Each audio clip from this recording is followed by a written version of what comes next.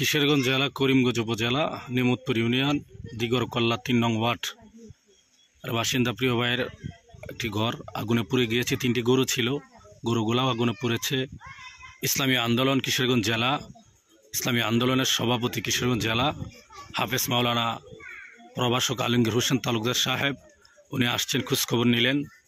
কিশোরগঞ্জ 3 আসনের হাত পাকার এমপি প্রার্থী প্রভাষক আলমগীর হোসেন তালুকদার সাহেব উনি আসলেন, খোঁজখবর নিচ্ছেন, সান্ত্বনামূলক কিছু কথা বলছেন।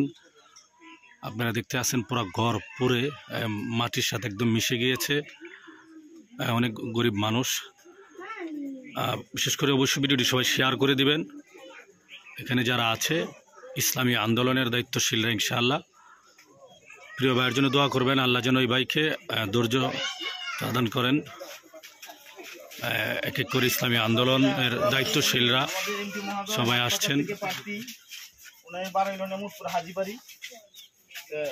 হাফেজ মাওলানা উনি হাত পাকা মার্কা প্রার্থী নিয়ে আসবেন ইনশাআল্লাহ। আপনারা দোয়া চাই।